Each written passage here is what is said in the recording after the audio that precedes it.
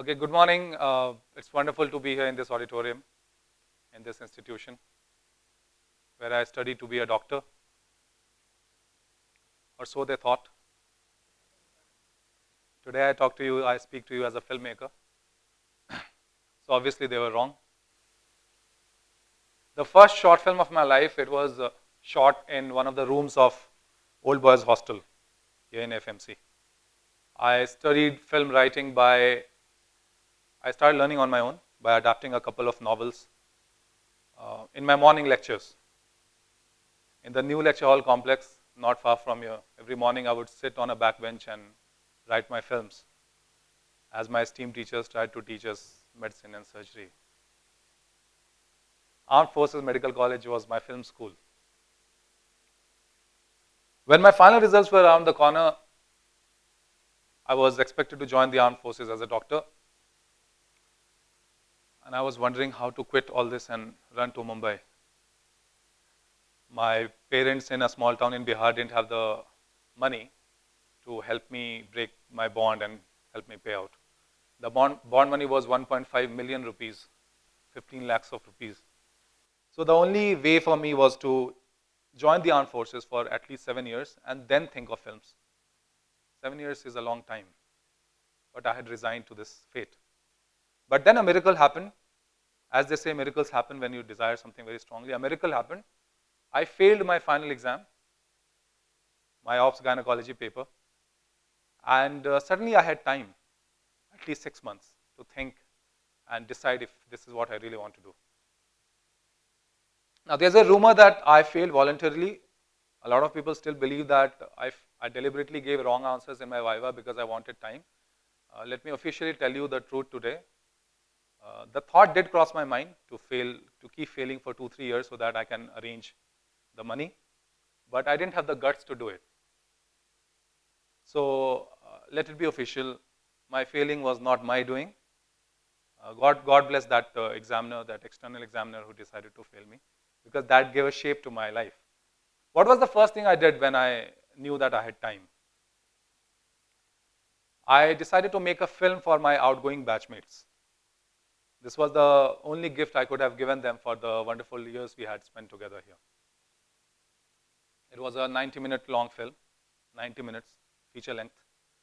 And from writing it to shooting, editing, and screening it, it all happened here in this campus. That evening, it was a Friday, like all movie releases, it was a Friday. That evening, we screened the movie to my batchmates, and I saw them laugh for 80 minutes and cry for the last 10 minutes. And that was perhaps the most special evening of my life. Because that day I knew that I can tell stories. I can make my audience sit and watch something and react emotionally to the images being projected on screen which are created by me. After the screening, each one of my batchmates came to me and thanked me personally. Some of them whispered in my ears that I should follow my life's calling. A week later, all of them left, new doctors embracing the professional life. And the desire in me to go to Mumbai only intensified. A few months later, after my ops gynecology re-exam, that very evening, I reached Mumbai to make it my home. Almost 10 years later, today it's still home. As many as 25 of my friends from school and college contributed to help me raise those 15 lakhs of rupees. My love for cinema had given me the heart to dream. And my friends, their love and their support gave me the wings to fly. Of course, there were people who were not very happy, especially family. They were deeply upset. And a big criticism that came my way was, if you wanted to be a filmmaker, why did you join a medical college in the first place? Valid criticism. Although I was not the first person who had decided to do something and then change the path drastically. There was this man who wanted to be a lawyer, went to England to study law, fashioned himself more as a British than an Indian. Any guesses? Then he went to South Africa to practice law. And one night, something deeply humiliating happened to him. Young Mohandas Gandhi was thrown out of a first-class railway compartment because some white guys there objected to his presence. All night he sat at the platform. It was dark, it was cold, wondering whether he should return to India or if he should stand up and fight. He was only 24 back then. We know what he did. That was the beginning of a fight for respect and dignity that eventually made him lead our nation into independence. Now, what was young Mohandas Gandhi fashioning himself as a British if he had to lead the life of a Mahatma wearing khaddar, living in ashram, if this was his life path? What was this teenage Bihari doing, studying biology, physics, and chemistry and trying to get into medical college if today he had to talk to you as a filmmaker? There are so many stories of, we do this all the time. We take a decision and then something happens and we change the course. In order to answer why we do it, all of us, let me tell you about a king. This king, he, despite winning several battles and suffering a lot of loss and having experienced all kinds of pleasures, this king was aware of a fundamental human truth, which all of you know, but all of us, we know, but we willingly ignore. We just shut our eyes to this truth. What was this truth? On the wall facing his throne, he had inscribed this wisdom in 5 simple words. It said, actually, I'm not sure about this. I'm not sure about the story. The king story maybe I made up, but it's a line from the novel Don Quixote. Thou hast seen nothing yet. These are the 5 words that the king had inscribed on the wall. You have seen nothing yet. With all our life's joys and sorrows, and all the stories that our elders have told us, and all the history books that we have read, we know nothing. That young boy went to Oxford to study physics. Did he know that at the age of 21, he would be diagnosed with a rare motor degenerative disorder and his doctors would give him 2 years to live? And did those doctors know that this young patient would go on to live for 50 more years, enhance our understanding of the universe, and become the most famous role model for men and women living with any kind of disability? People as extraordinary as Stephen Hawking and Mahatma Gandhi, and people as ordinary as you and me, none of us has any idea where life will take us in, say, 3 years down the line. We pretend that we know, but we don't really know. I'll give you an example which might touch a chord. All of you have been in love. You have been in love and you have gone through heartbreak. I hope प्यार और इश्क में दर्द तो सबको ही होता है. Now, when we are sincerely in a relationship, we plan our entire life with that person. And then, if it doesn't work out, we go through heartbreak and we feel tremendous pain. But eventually, what do? We know what we do. We find someone else and we hope for a wonderful life. All of us have been rebooting in some kind. You have big dreams with your kids. Your son or daughter grows up, decides to do something else. What do? All you can do is you reboot. You reboot your own expectations and let your son or daughter do what they want to do. Doctors. Lifestyles change. People change. Societies change. Disease patterns change. New diseases emerge. If a doctor sticks to the theory that he or she has read in the textbooks, then how will this doctor face this ever-changing world of diseases? So a doctor keeps on acquiring new skills and learning. The doctor keeps rebooting. It is essential that we start seeing rebooting something that concerns all of us, and not just a few of us who one day get up and decide to take charge of their lives and change things, and then one day are invited on a stage to talk about it. Life has this incorrigible habit of giving us moments when we go, oh, but then we have to take a look, take a breath, and say, okay, and you reboot, you reinvent. More so in this modern world where the world is changing faster than ever. Technology, cultural icons, resources are getting obsolete sooner than we expected. Cities are getting polluted, cities where we thought we would spend our entire lives. Relationships are getting fragile. We are just more and more vulnerable to life's surprises. And hence, if we don't start talking about rebooting, the why and how of rebooting for the common man, then all of us are just sitting unprepared for the life we don't know much about. There's a method I'll share with you. When we tell stories, when we write films, there's a method which I call the chopper approach or the helicopter approach. So when you're writing a film, you have an idea in your head, and then you get passionate and you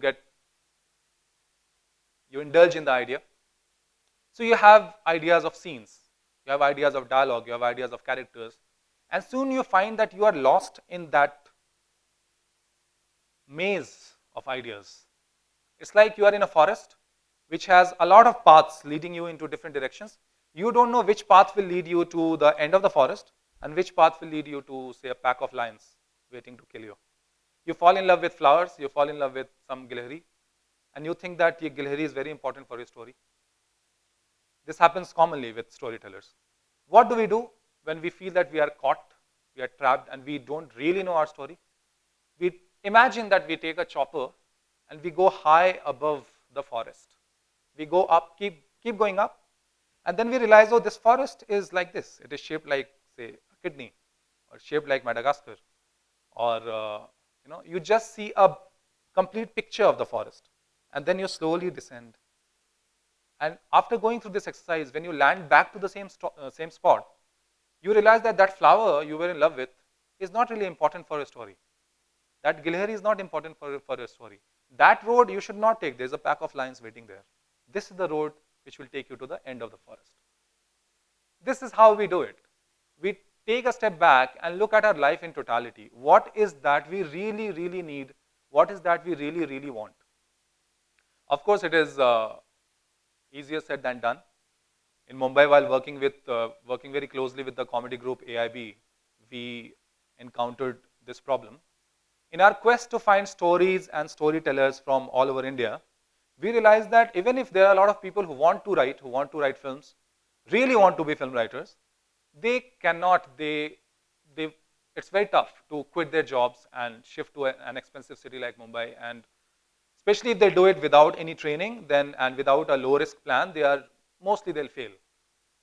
So the problem before us was how to find storytellers from all over India and enable them to tell their stories. How to help others successfully reboot. And that gave birth to AIB First Draft. I remember Tanmay Bhatt talking to me on phone that night and asking me how to make sure that a 23-year-old Satyanshu Singh will leave what he's doing and come to Mumbai. And we realized that it's really tough. So First Draft came out of my passion for learning and studying and teaching film writing and AIB's wide reach. This is a 6-month residency program. During these 6 months, we select 10 writers from all over India and we train them with, obviously, with the theory and the practice and assignments of screenwriting, but also we expose them to other aspects of filmmaking, film history. We introduce them to professionals from the industry, writers, directors, technicians, talent managers. But the best part of the course is that it's free. The entire course is free. We provide accommodation to these 10 writers in Bombay. We pay them a monthly stipend.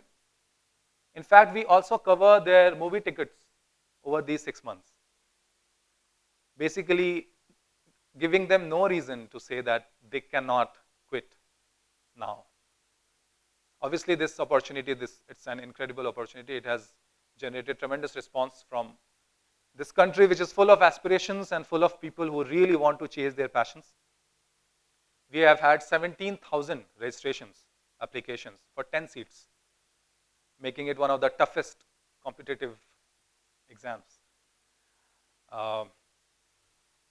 These final 10 students, we are currently in the second batch, these final 10 students come from fields as diverse as engineering, law, neuroscience, or an MBA from a reputed institute. These students, their age varies from in their 20s to their 40s and 50s. And They come from cities like Delhi and Bombay and Bangalore, Ahmedabad, but they also come from small towns of Punjab, UP, and Chhattisgarh. There's a small town in Chhattisgarh called Korba. I wasn't aware of it until a student made it to the final 10 of first draft. Essentially, what we are doing is we are enabling them to tell their stories so that they can make this world a better place with their stories. This world indeed would be a better place if we start seeing rebooting as a necessity for all and not a choice that very few make. Because not only we are doing this, by doing this, we are not only enabling more and more people to answer their true calling, we are preparing the entire generation to face the unpredictable and for most parts challenging nature of our lives. Lives which once survived can open new opportunities for all of us, whether it is with a little help from my friends or whether it is after a nasty insult throws you out of a train and you are forced to reorder your priorities. I know what a lot of you are thinking. What if you have not found your true calling yet? What if you don't really know what to do? What if you know, but you cannot take that plunge because obviously it's tough? You can do something what my friends did for me or what we are doing at First Draft. You can help someone near you who dares to fly with whatever you have. Trust me, by just telling them that you admire them and that you wholeheartedly support their decision, you are not only enabling someone or helping someone to write an inspiring life story, you are going to be a part of that life story every time it's told.